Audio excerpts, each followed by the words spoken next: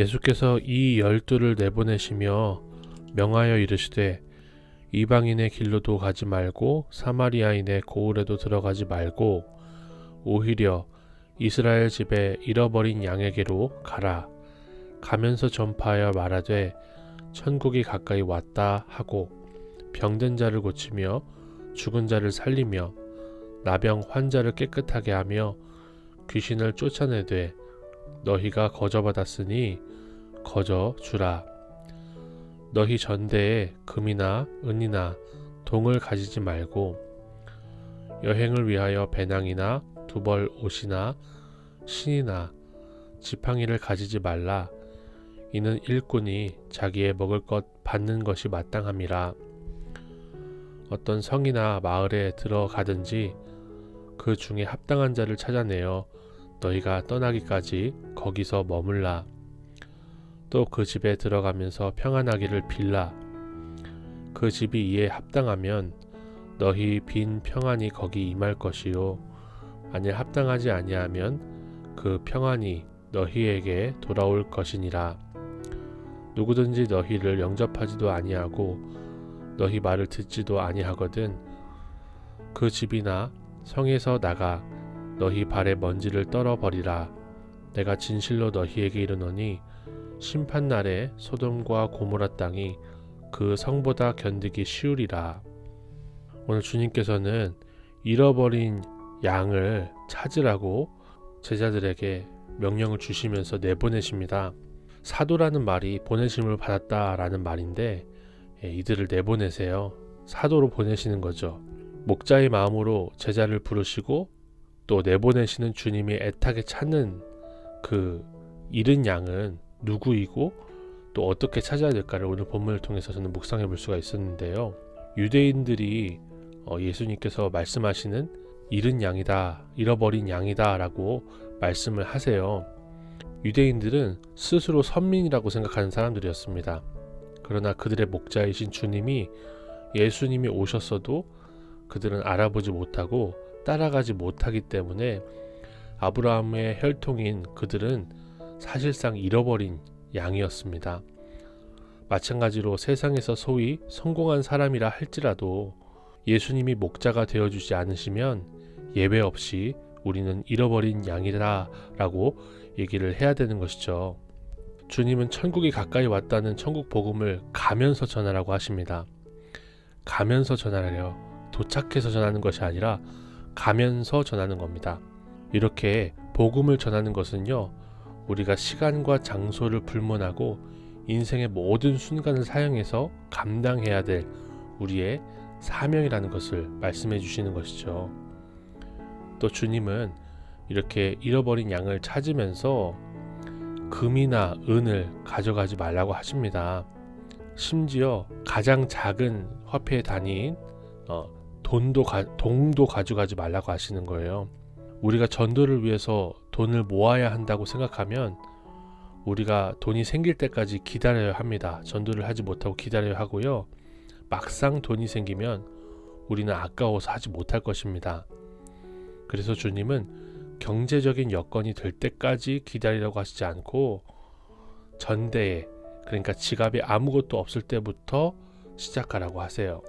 저는 이 말씀을 묵상하면서 큐티책을 전달하면서 전도를 해야 되는데 큐티책 값이 한두 권이 아니라 전도해야 될 사람을 생각해보면 만만치 않거든요. 근데 경제적인 여력이 없는데 금이나 은이나 동을 가지지 말고 복음 전하러 가라는 거예요. 이 말씀을 어떻게 적용할 수 있을까 생각을 해봤는데 돈도 들지 않고 가장 효과적인 전도지가 있더라고요. 바로 주보입니다. 우리 교회 주보에는 설교 요약이 들어가 있고요. 전주 설교 요약이 들어가 있고, 그리고 그날 전주 선생님들이나 우리 학생분들의 간증이 들어가 있습니다. 그러니까 완벽한 전도지죠. 돈 한 푼 들지 않고 우리가 한 주에 주보 광고를 보면서 이 정보도 얻을 수 있지만 다른 사람들에게, 예수님을 믿지 않는 사람들에게 전달해주면 너무나 훌륭한 전도지가 될 수 있겠다라는 생각이 들었어요. 이렇게 돈이 있어야 주님의 일을 할 수 있다는 물질 만능주의가 우리 마음속에, 특별히 저의 마음속에 있다는 것을 말씀을 묵상하면서 발견되었습니다.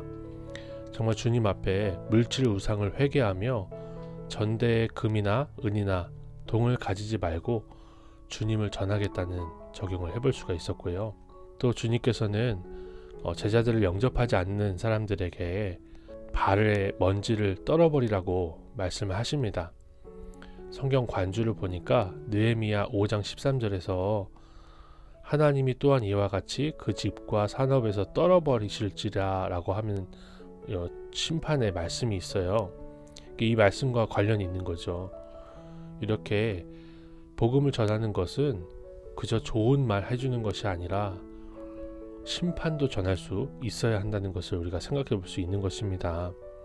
정말 그들이 그런 심판을 당했으면 좋겠어서가 아니라 그런 심판에서 피했으면 좋겠어서 발의 먼지를 떨어버리는 심판을 선포해야 되는 것이죠.